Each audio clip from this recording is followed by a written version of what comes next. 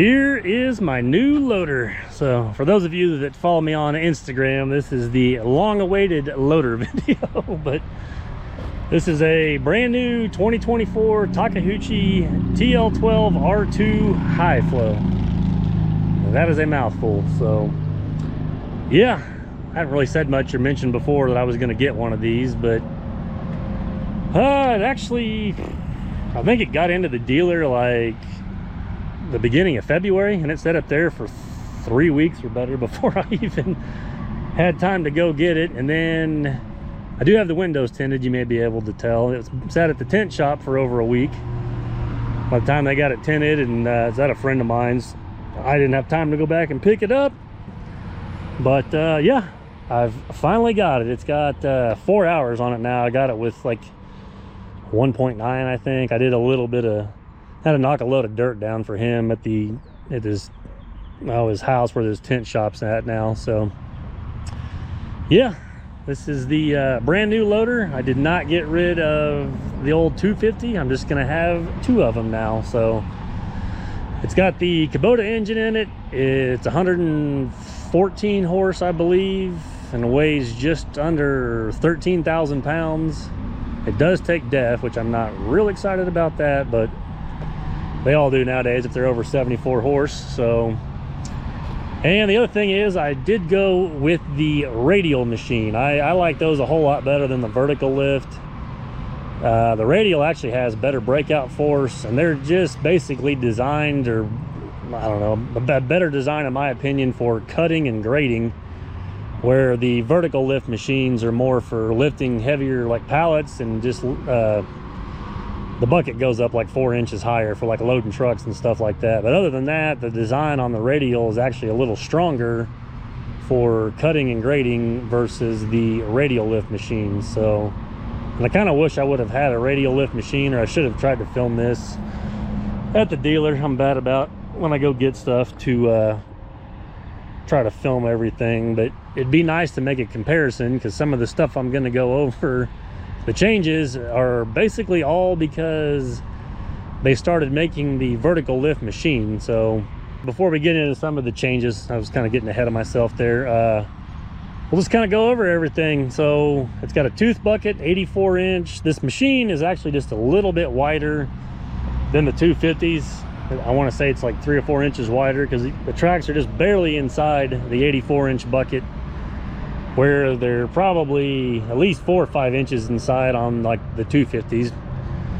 And that again is because of the redesign for making the vertical lifts work. So they basically wanted to have one frame, so that's why everything on the R2s and the V2s are this way. They moved the drive motor on the track forward, because on the vertical lift machines that back cylinder goes right here, so they couldn't keep the drive motor back like they used to.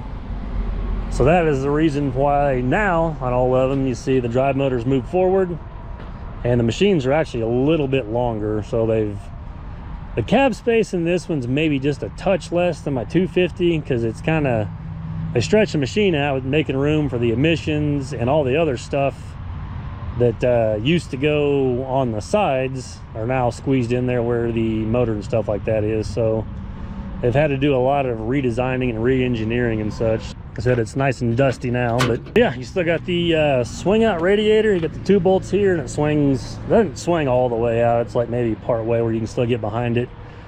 I do really like where they move the AC condenser and stuff. Now it's a whole lot easier to blow out and maintain, because the other one on my 250 was up in over here. I want to say there was some other, the batteries on this, they kind of switched a lot of this stuff around. So, but the other one, like I said, I may just move it over. I'll move the other one over here and show you guys to compare a little bit. Kind of from this angle, you can tell maybe that, like I said, the new one is just, I think they're 4 inches wider, I believe. You really notice it on like the spacing of the buckets versus how much you see on the, from the track over there to the bucket on this one and that one. And that's the biggest reason. Like I said, the AC condenser and stuff is up there, where on this one it is in here. They have some stuff in these sides, because actually the hydraulic tank on this machine is on this side, and then you got the battery and like the AC stuff is in here, where there's nothing in any of these spots anymore. They got rid of everything and it's all inside. So the hydraulic tank's actually up front. I think it's underneath your feet where the fuel tank is on that one, which is probably why they flip-flop, because the fuel filler now on the left side instead of the right side of this one too, and the battery's out there. But so that's the whole thing, because they had to make room for the vertical lift cylinders once again instead of the radial machines, so they couldn't have anything in the way. So yeah, I guess this video really isn't just about the new machine. I just like to compare the two, because this one is basically a newer version of that one is all it is. That's a 2011, this is a 24. So basically the same machines, just this one's a little bit bigger and has def, and that one does not. And the big change too is on the interior.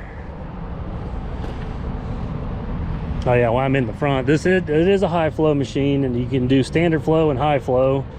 It does have a nice little release valve where that one does not, so that would always, sometimes you get some lines that did not want to come loose, so that'll be kind of handy to have on that one. And then this is for like anything like a grater blade or anything else that's kind of got the electronics, which that one's got the pin for the electrical hookups as well. But like I said, they're pretty much, you know, neck and neck. You can just tell that one's just slightly wider. I think it's maybe just a little bit taller just because of the rack up on the top of it, but other than that, it's pretty similar. Like I said, it's just a lot newer version. They redid the step in the front for more visibility, so you can kind of see how that one dips in. It's that little step, and then this one, it's just a great bit, which I set up high enough I can still see the edge of the teeth on both machines. So man, having the old one next to the new one shows you how bad the paint is in that guy. But let's see, I guess we'll just jump into the interior. Like I said, it's dirty, but this is a 1/2-inch polycarbonate door, so it's I guess Lexan or whatever it is. So all of the high flow machines come standard with these doors now, instead of like mine, which it's just, even the old 250 high flows still had a glass door in them. So that's a nice change there. And I did actually have my tent guy tint it after some, had to kind of coach him into that a little bit.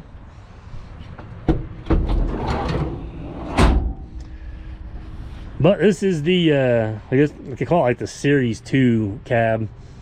They've just redesigned it from what it was, and actually when they come out with the Series 3, which they've already started with all the excavators, and the loaders are soon to come, they're going to change a little more of the interior. It's going to have a touch screen in it, and I think all your radio and HVAC controls and everything will be on that screen. So this one does not have that. But what I was saying about, there's just not quite as much room. Part of it may be, I think the hydraulic tank is underneath where your seat is, because there's the gauge for it right down there. So the first thing I've noticed, it's got 2 cup holders and a lot more space. Well, it's got all kinds of buttons and stuff on it too that the other one didn't have. But since the machine's wider, they got, you know, had a little more room for that. It's got a whole lot more vents. I think I only got 4 vents in mine, where this one's got 2, 6, 8, I believe, 8 or 10. So yeah, because there's one and one down here, and then those 2, and then those 4 up there. And this thing is ice cold for sure. So I'm going to show you a quick comparison. You can kind of look at the cab. You can see this one's much more kind of open and base. You really just notice it more like on the feet area, because it doesn't, it seems like the seat and stuff's back a little bit more on this one, but you can tell this one's much more simple. Like I said, this is 2011 technology here. So you just got 3 vents up there, and then this one that blows down here, and then this is where all your gauges are at. So like I said, it's just a very simple machine. So yeah, you can kind of,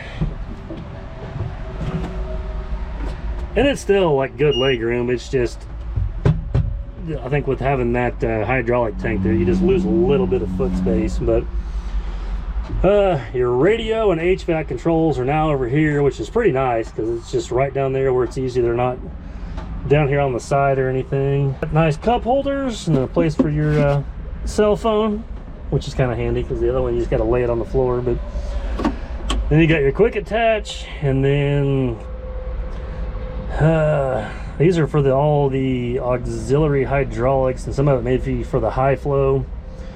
This one is a like a self-leveling, so if I want to shut that off as I raise the bucket up, it won't self-level or whatever. So that's kind of something neat. The 250 only just self-levels is all it does. So that's to turn the high flow on. I believe this is like a detent, or like when I run the mower, if I want to not have to hold the button down, I can press that.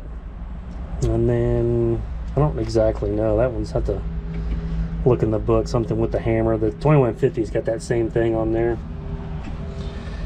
And then I don't know what that emblem is.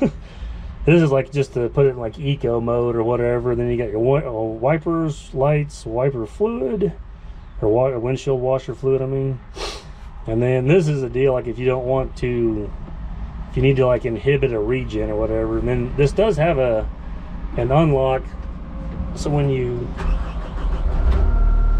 start it up, the other one, when you put the lap bar down, you could just take off and go. But this one, now you have to hit that unlock button, and then it's got the twist throttle on it. But the controls and stuff, they're all the same. The right one does all the bucket, and the I still got my hood open. The left one does all the stick. It does have a backup camera, works pretty well. So, and like I said, I haven't messed with any of this stuff, but yeah, you can kind of go through. It's very similar to the 2150. Yeah, there's your air code screen, and then this one, if you want the camera on all the time. And like right now, it's got the depth gauge on there, the fuel, the hydraulics, the temperatures, and then that's that float deal. So like when I go up, it's probably kind of hard to tell. You can see how the bucket kind of starts leveling out. So if I turn that off, when I go down, the bucket does not return back, or doesn't level itself out. So if you turn it on, you won't be able to see all of it, but as I go down, it will start kind of curling up. So that's a pretty handy feature. The windows now open this way instead of down, which is kind of nice if you just want the window open just a little bit, because those other ones, they just got to where they just fell down the whole way. So that's something kind of different. Then you got this where it can lock. You can lock there or right there. I like to keep them closed all the time because I don't want a bunch of dust and stuff in here. But so yeah, that's basically the interior of the new. The V2 is the same, and the R2, so they're all, this is all the interior on the newer ones. And then instead of having the lever over here to unlock the door, you can just squeeze that and put the door down. And then when you want to open it, you got that lever right there, or I guess you could use that one if you want. This one's about the easiest, but still takes like 2 hands pretty much to open it back up. But yeah, I think that's, I'm trying to think if there's anything else. Visibility is still great to me. So I mean, you can see out of here really well, and you can kind of see the fronts of your track. But yeah, that is the new machine. Now it does have all LED lights in there. It's incorporated in it. Got the 2 in the front, and then yeah, these will pop on right here. So they've changed the tow hooks too a little bit differently. They're back here now, which is pretty handy. These other ones are up underneath there. But the ones I like are up here on the front now, because used to on the other one you just have to run a chain right through here, but these have hooks so you can actually hook it there and then run it down on the front, so it's right there on the machine. It's also got these up here, which I probably should be using those, because really I don't chain it down the proper way. You're supposed to hook to there and then run it up and over the bucket, because you're supposed to chain the bucket down separate. Half the time you notice I'm in a hurry and I'll actually just chain it to the bucket on this one, which is technically not supposed to fly. So I may start, since that one, this one doesn't have any hookups right there where that one does, I may throw those big chains over there and hook it on there the proper way. But yeah, that's really the new machine. So they've changed the, I guess we'll call them like the fenders, used to come straight down on here, and then these kind of turn just to keep stuff from kind of sticking in there. The one thing that I do not like about this machine are the new tracks. So I'm actually talking with my dealer and talk, I may change these tracks out, because supposedly they can get stuff or get a set like, which these are worn out just a little bit, but I like that straight bar design. These, they don't get as good a traction in my opinion, or where I'm at, and they ride rougher with those bigger flat lugs. It just seems like they don't grab as much as what these skinnier straight bar ones do, and these will still ride a lot better than that, something with that big pad. But I think they put these on there because I'm sure they last a little longer than what my other ones do with just those big square pads on there. But that's, yeah, drive me nuts. It does have a, they call it like a quiet ride deal in it now, where it's still steel in here, but they coat it in a lot more rubber, so it is quieter. But that never really bothered me. I actually liked how the other one sounds, like a little tank or a dozer running around. So a lot of people do say these machines ride rough, which they do, because they don't really have the suspension. But if you keep your work site pretty much clean of rocks, I think they ride just fine. So I like it, because I can't stand the ones with the suspension on there, because it's really hard to tell what the grade's like. So I like these because it's a solid feel, so you know if it's up and down or whatnot. So that's the biggest thing I was not excited about, because all the new machines come out with that style of track. So, because used to, the straight bar tracks are the only ones, that's how the TL250s came, was that was the track you got. So when they went to that quiet ride and then they switched over to the R2 and the V2, they went with this pattern. So hopefully soon you'll see me with a different set of tracks. I'm trying to get these traded back out and some newer tracks. That is the door for the battery. If you guys remember my old video of changing the battery on the other one, it was a pain. I'm not gonna say it's a whole lot easier, because there is the battery and it goes all the way to the side, but I would think it would be a little bit easier with having that compartment on the side, because yeah, the other one was stuffed, which this machine's a mess, but it's right down in there. So you actually got to take the radiator and swing it all the way open, and then take the fan shroud out. It takes longer to take all this crap off to get to it than it does to actually take the battery out, but because it's a long battery and goes all the way over to there. But so that is one other new nice feature that I do like. I haven't hardly ran it, like I said, I haven't really needed it or had time. I just ran it a little bit over, like I said, moving that dirt pile down where my friend's shop has that tinted it. It is much quicker, I will say that. So, but you're going with the machine that's got a brand new pump and engine and everything else, and mine's got what's it, a 2011, so what, it's 13 years old with 10,145 hours on it now. So that pump's going to be a little bit tighter than that one. So I think that's about kind of all I can really think of. Oh, they do have it's a block heater right here now. That's something new that I guess they just added on them. And then there's your fuel, and then your def, and then this thing's supposed to, I guess you press whichever one you're filling up and it'll kind of beep at you as it gets closer to the fill mark, so it doesn't overflow. I think that pretty much covers it. Like I said, it's really nothing different than that one. It's just newer, a little newer features, a little bit different body style, and it's a high flow, of course. But I am gonna keep that one. I'm hoping to repaint it finally this winter. I haven't done it yet, but